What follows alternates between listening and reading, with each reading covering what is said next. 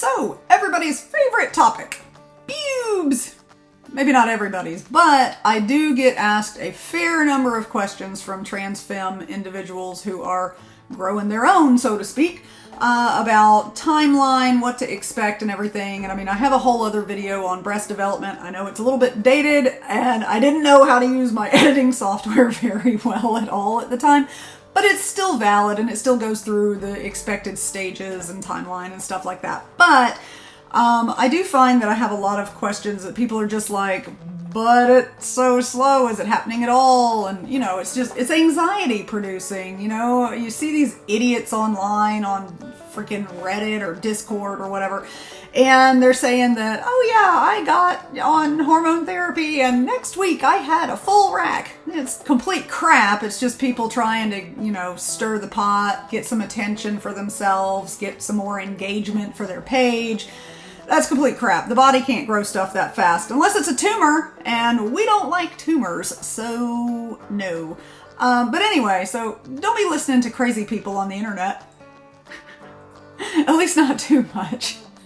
But anyway, so, you know, if you see someone on Discord or Reddit or something like that saying, hey, I grew boobs by doing this and it was just this magic thing and it made things speed up so much and, you know, whatever.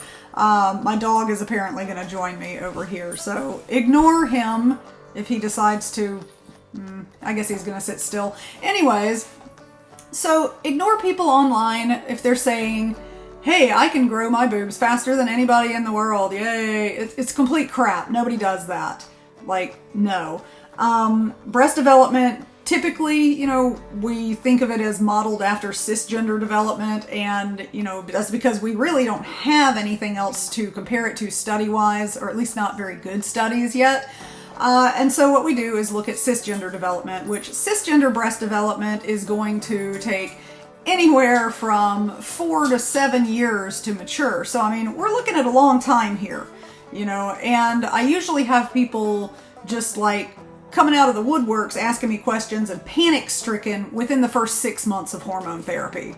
And really and truly, this is going to be a lot of just like psychological work that you have to work through. It sucks. Everything seems so slow. And whenever you first get on hormone therapy, a lot of times you'll have like an initial kind of like surge, you know, or you get a little bit of boost because things are changing in your body chemically so fast. And then when your body catches up to it and it gets used to it, then we're going to see a much more slow, stately, paced growth pattern. So you may see some start and stop to your breast development. You may even see some what appears to be regression here and there, which I'll talk about in a second. But all of this is normal for breast development as a whole. And again, keep in mind it's 4 to 7 years on average for most people to develop. So I usually tell people, number one, it's slow. You're going to have self-doubt. You're going to, you know, look in the mirror or put on a shirt or whatever now and again, or maybe even every day, and think, oh God, this is never going to happen for me or whatever. So just a couple of things to think about. You know, I always tell people, look at your family members who were assigned female at birth and still, you know, are identifying as female, so that they have gone through that feminine puberty and they have developed their breast tissue fully. Look at their body type and their breast size. If you are of a similar body type, then it's a good, like, approximate ballpark guesstimate of what your potential breast growth could be. But of course, genetics is kind of a toss-up sometimes, and it doesn't always work out exactly that way. So, I mean, if you have a large-chested mother, small-chested sister, that kind of makes it difficult to predict, right? So, like I said, it's kind of an idea. If everyone is small-chested in your family, probably you're going to end up that way. If everyone's large-chested, probably you're going to end up that way. If there's a large variety, well, it's a toss-up, which most of the time development is. So next, of course, as long as you're on good quality hormone therapy, I don't mean like buying weird crap off the internet and hoping for the best. I know there's some good DIY places out there, and that's excellent, but I also know there's some pretty crappy ones out there too.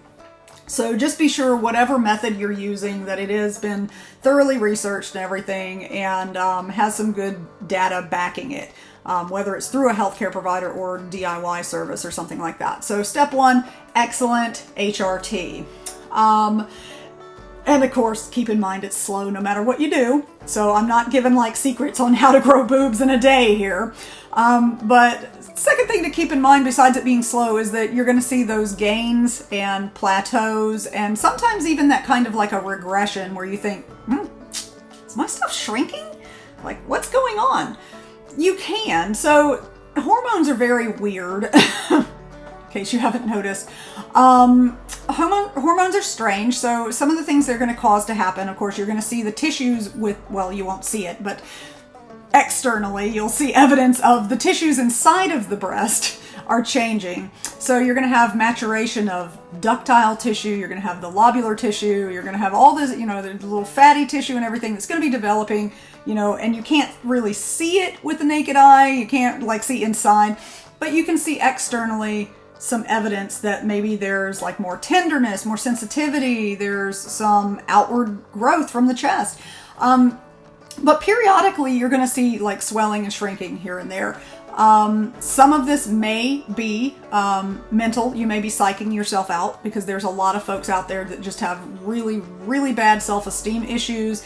And it's not your fault, believe me. This society puts it in, especially in feminine people's minds, that we're crap and that we're only valuable whenever we're the perfect beauty that our society models itself on. It's ridiculous. But anyway, so keep in mind, be kind to yourself, I guess is one thing that I'm trying to say there. But anyways, so you will have these things happening on a cellular level, and it's, it's hard to keep that in mind and be like, okay, and calm yourself down. But it is happening. And whenever you see this kind of a rising and falling, so to speak, of breast tissue, and I don't mean like you're out to here and then you're down to here the next day, that's insane. It would be very subtle changes here in breast volume. You may or may not, depending on what kind of hormone therapy you're on, you may be having additional water retention from the type of hormone therapy you're on. You may be having, your cycle. There's anecdotal documentation out there of trans feminine people experiencing what's very similar to a cisgender woman's cycle, menstrual cycle that is, with the rise and fall of hormones. And with that, you can get tissue swelling, water retention, stuff like that. And so you may see something that is reflective of that process going on. Also keep in mind when you're on estrogen therapy, if you're on the kind where you are having full testosterone suppression, you're going to see a lot of atrophy of the musculature over the whole body. And where is there also muscles? On the chest. So even if you're not a particularly muscular individual to begin with, you're still going to have muscle atrophy across the body and across the pectoral muscles. So whenever the pectoral muscles start atrophying and they go down, guess what else is going to look like it's going down? Chest tissue.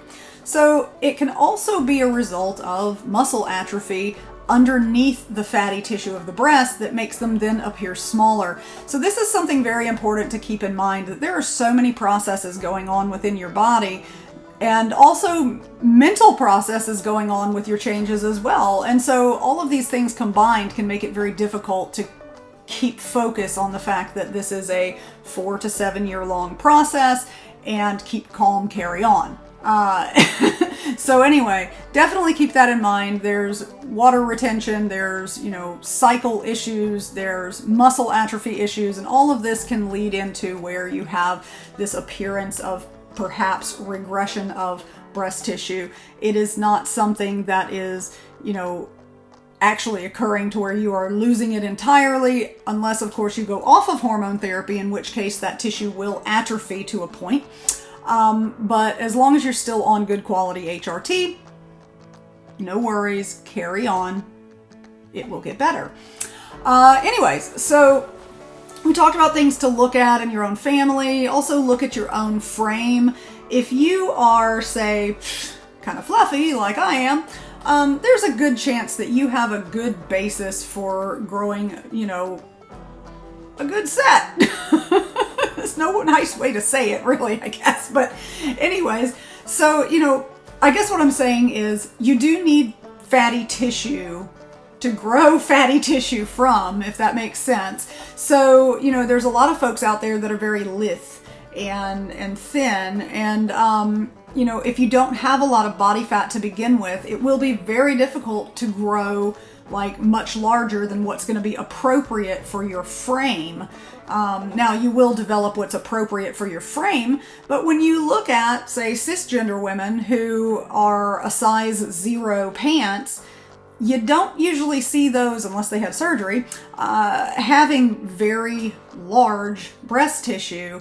There are ways to try to enhance it with like working out and building up certain muscles and things so that what you have kind of pops a little bit more. But if you're super thin, you're likely not going to be getting in the boob lottery and getting triple D breast size. You're probably going to be more in the A to B cup range.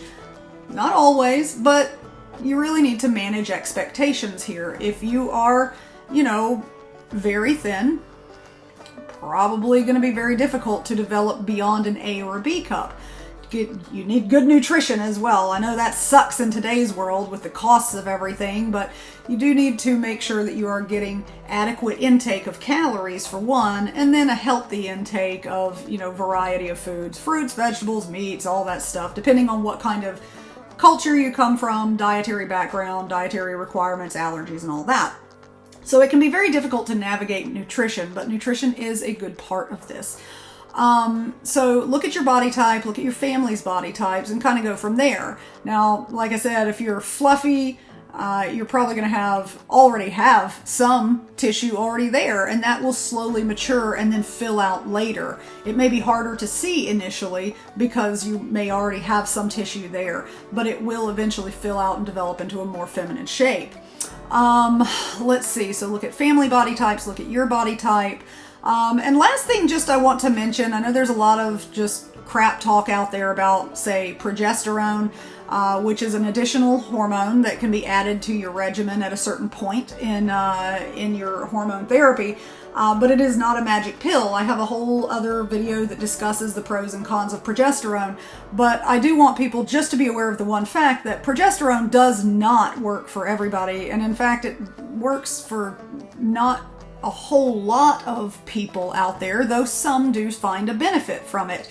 And there is a reason progesterone is in the body. And so raising your progesterone levels to give it a chance to see if, it has anything to do for you for breast development isn't a bad idea, but please don't listen to crazy people on the internet saying that it's some kind of a magic boob pill that will fix all of your breast tissue problems.